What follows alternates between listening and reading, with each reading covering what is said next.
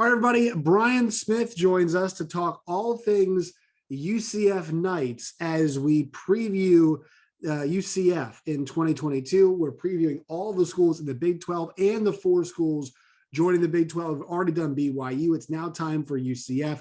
And Brian, the first thing that we have to do is, how do we refer to UCF? Is it University of Central Florida? We call them UCF. Are they UCF Golden Knights? Are they UCF Knights?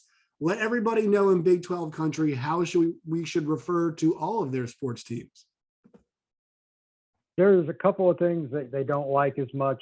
Golden Knights is an old term that has been eliminated. That's the one that's not used at all. If you want to just call them Knights, that's fine. But the most common term is just UCF. Every once in a great while, you'll hear University of Central Florida, but they prefer UCF. All right, so there we go. We got it, UCF. So this team is really intriguing because when you think about the schools that are coming to the Big 12, you've got Cincinnati obviously coming off the playoff. BYU's got back-to-back 10-win seasons. Houston just had a really nice year too. UCF had a weird season last year because, obviously Dylan Gabriel gets hurt and now he's in the Big 12 with Oklahoma. They might see him down the road in the Big 12, or he might be in the SEC. We'll see what happens there. But they've got a coach with a lot of pedigree in Gus Malzahn, who is entering year number 2. So just generally speaking, what is the vibe around UCF right now after that first season where, hey, they still went 8-4, but and they also won that bowl game. It's nice to have that win, right? Or it was, whatever it was last year. But getting that bowl win was pretty nice, right? Against Florida. But what's the vibe as they head into this season? Is their expectations be better? Or where are we at? It's actually expected to be better because they had 10 games they played a true freshman quarterback that, quite frankly, was not quite ready. And why would he be? He's a true freshman quarterback. And he doesn't necessarily fit Gus Malzahn's offense to a T because he's more of a pocket passer, and Gus needs somebody that's mobile. So he brought in John Rice Plumlee from Ole Miss, who a few years ago ran for 210 yards in a single game against LSU. So they have a better fit at quarterback. I expect him to start, although Keene may play some this year. And they've got, in my projection, 11 players that they brought in over the course of the last 2 years from the transfer portal that I expect to start, several of which were big-time SEC players, 8 of which just this year alone are coming in from their transfers from the Southeastern Conference. So the roster is much better than what you would expect from an American Athletic Conference team. They have size, they have speed, they have experience. They've got a lot of depth at running back. There's really nothing but optimism right now. They just want to see the quarterback play come to fruition and for that to work out. And UCF fans are really hopeful otherwise. Brian Smith joining us inside the Knights. And let's go back to that quarterback because it's really interesting. Let's dive right into this team. So Mikey King last year, he's the guy who ends up having to play. And you think maybe he'd get the nod, but also you bring in a guy like John Rice Plumlee from Ole Miss, who has got a lot of experience and, he's an older guy. So you believe it's going to be John Rice Plumlee who's going to be the opening day starting quarterback. Is that correct? That is absolutely correct. And why do you think he gets the nod over Keene, who, played as much as he did last year, maybe has some familiarity with the system already? If you've seen John Rice Plumlee play, he is not your typical just good athlete at quarterback. He runs away from corners. Like, he has electric speed. And he's the guy that a few years ago that Malzahn recruited, in his own words, very hard because he wanted him at Auburn when he was still the head coach of the Tigers.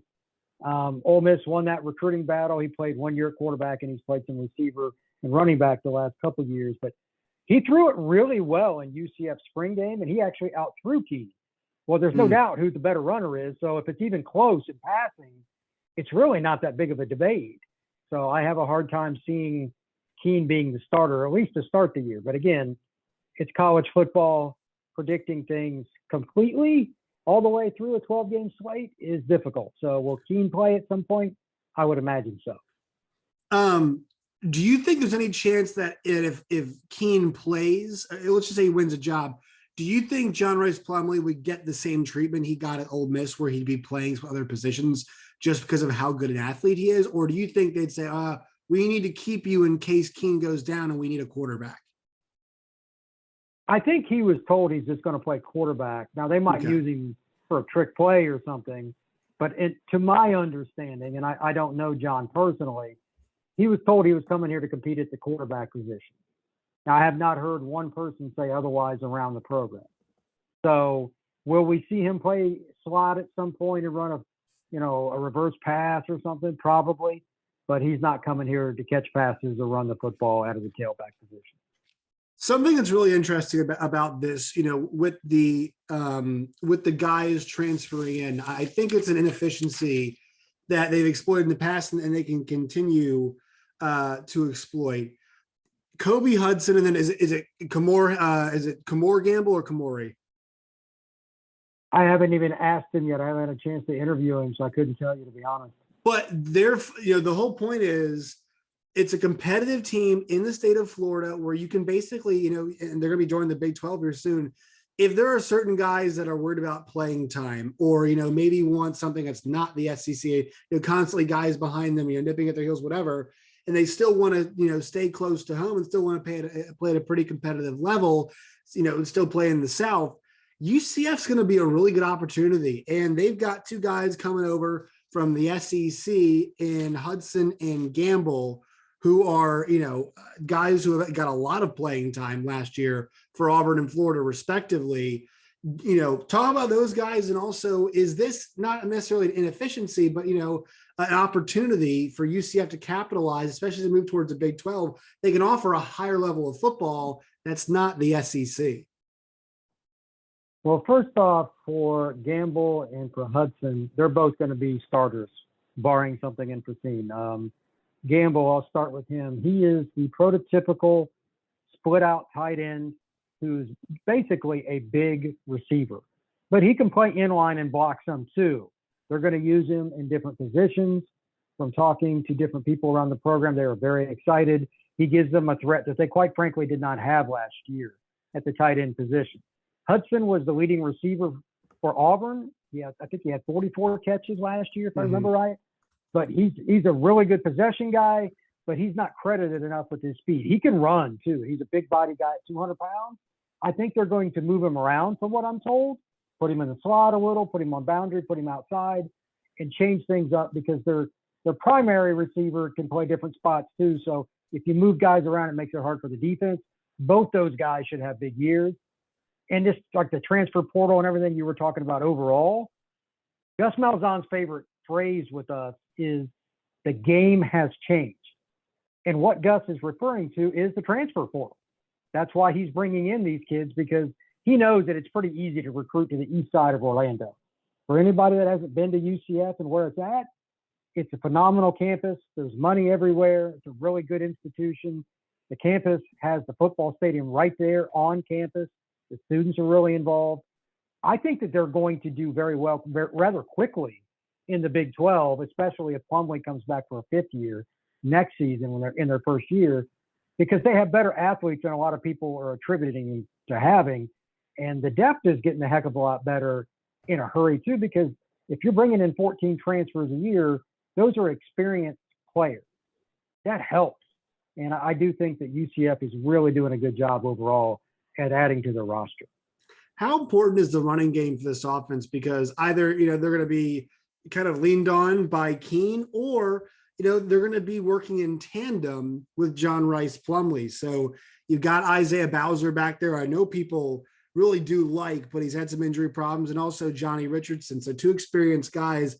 How is that positioning? How do those guys look so far in the spring? Are they ready to go and kind of, shoulder load if they have to, or be a part of what could be a pretty dynamic run game?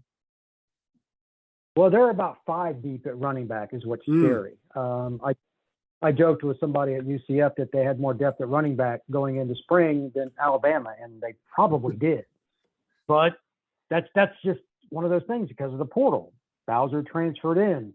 Mark Anthony Richards transferred in from Auburn.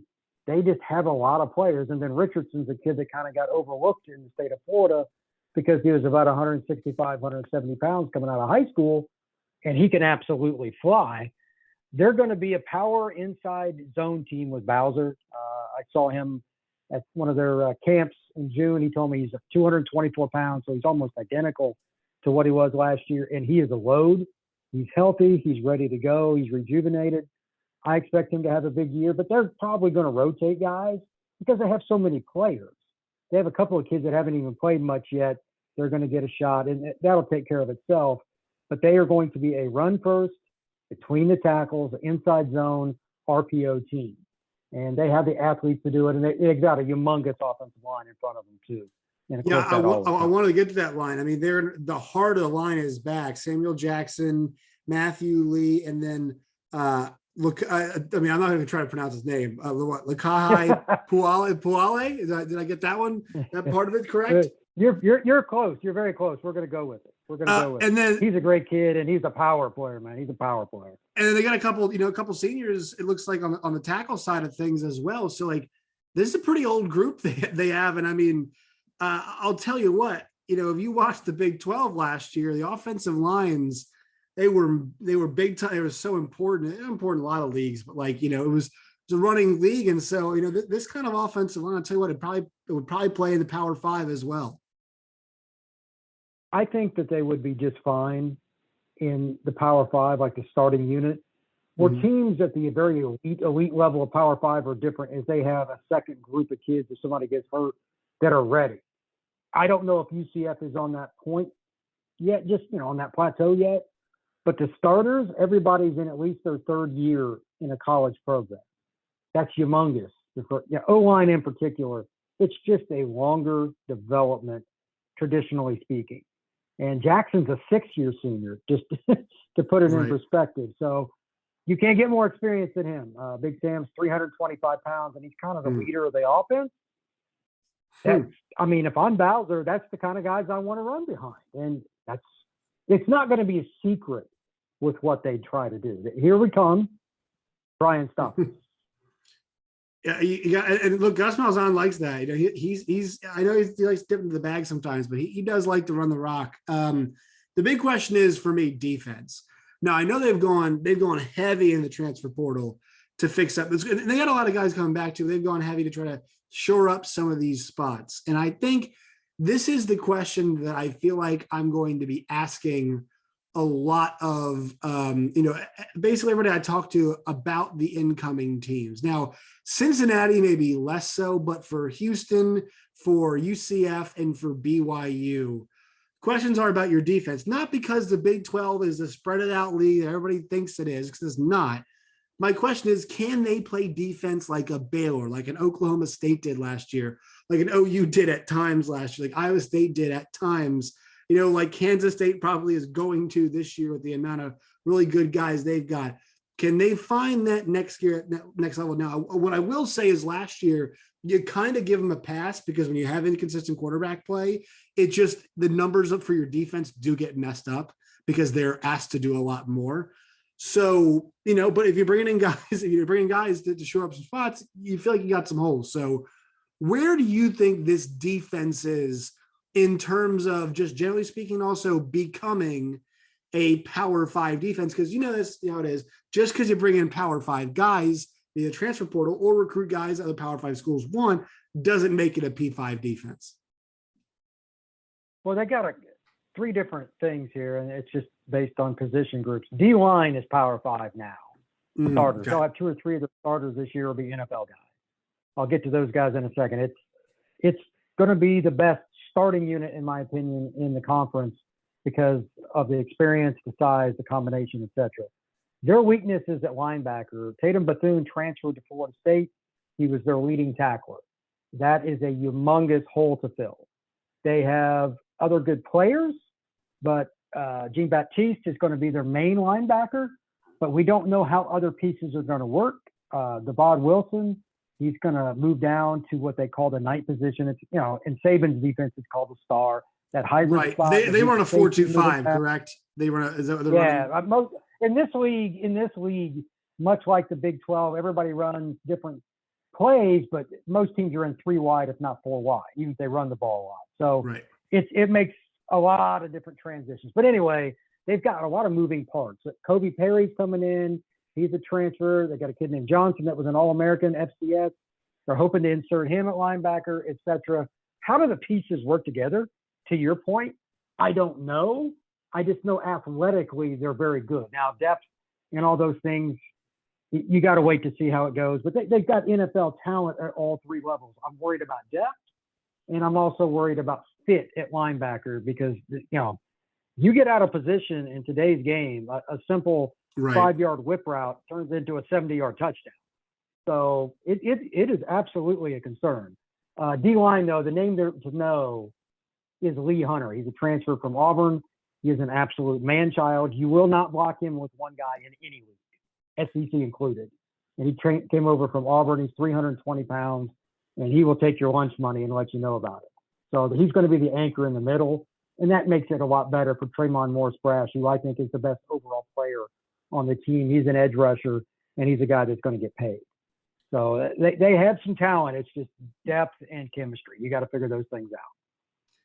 So what is, when you think about going to the Big 12, what is the one thing that you think this season you'd like to see as they make their transition? And for context, I'll tell you, our friend Jake Hatch from Locked On Cougars covers BYU talked about recruiting and, just kind of stepping on, that a bit more.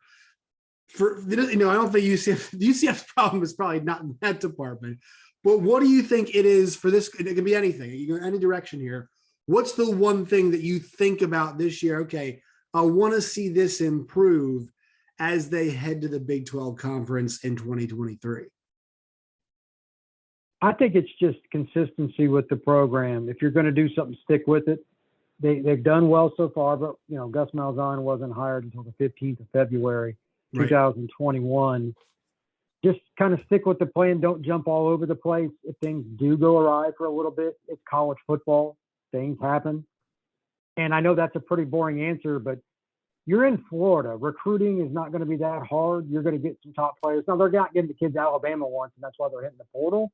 But the players they are bringing in are good. Maybe you add 1 or 2 kids from Texas because you're going to be in that state so much. You can just add a dash of this, dash of that. They don't need to reinvent the wheel, to steal an old phrase, because they're going to get players. And this staff, these guys all know each other. They're probably going to be here for quite a while until Gus retires. They all get along. They all like each other. So just keep pushing forward and push on the flywheel and just let it go from there. And you're pretty confident, I know, look, I brought this up to other UCF folks that I've talked to, and I don't mean to be this guy, but I think it's something we talk about. Gus Malzahn's 56. Is he going to be the guy that leads UCF into the Big 12? And, when I mean leads, like he's going to go and he'll be there for a few years at least. Like he's the guy that's going to help them make that transition. It's interesting that you mentioned that because I was talking to a friend of mine in the media about it, maybe 3-4 months ago. He has as much energy as a teenager, whether it's at a press conference, out at practice, whatever. That's just who he is. He's that guy that is always moving around, and he enjoys doing what he does. I don't think he would do very well sitting at home, and his wife Christy would probably kick him out of the house. Right. But but the question is, would he be doing it somewhere else? That's the question, right? Or will he? Or do you think it's going to be in Orlando? No. He loves it in Orlando in general, and so does Christy, which is very important for any coach. And he just thinks that the job fits what he wants socially, economically. He's taken care of. He's got all the things that he needs, and he wants to do something different. And he wants to be the one that kind of leads them. And he talks about the Big 12 all the time. I would be shocked if he left, but, prove me wrong. But I think he'll be at UCF in 5 years. So he'll probably retire 5 to 7 years would be my guess. I mean, everybody retires at some point, but I'll be shocked if he's gone in the next few years. Yeah. And look, for a guy who's dragged his wife through Arkansas and Tulsa and Auburn, Arkansas State, back to Auburn again. I mean, the wife could probably say, all right, we'll do the coaching thing. But we'll do Orlando, and we're going to stick in Orlando. We can go anywhere else, right? I mean, that's a pretty good deal, especially if you mentioned, like, if it keeps the wife happy, that's a big thing, especially as you get older. Like, these guys do seem to prioritize some of that stuff a little bit more. And I mean, I think you're right. Like, it's a really good spot. It's an interesting challenge too. I mean, this is a guy, that, has been as close as you can to getting all the way to the mountaintop. And, one of those a coordinator, obviously, and has beaten the best coach of our lifetimes, and Nick Saban. And so, I think do you agree with me that this presents just a different kind of challenge that is really a fun and interesting one? I would 100% agree. I think that's one of the reasons he's so lively. This isn't like doing what everybody else has done. UCF is finally going into a Power 5. It's much easier for him to recruit. There's more money coming in, the facilities and all the things they had planned, the fundraising that he's doing, all of it goes together, and he's happy to do it. So I think that's all part of it.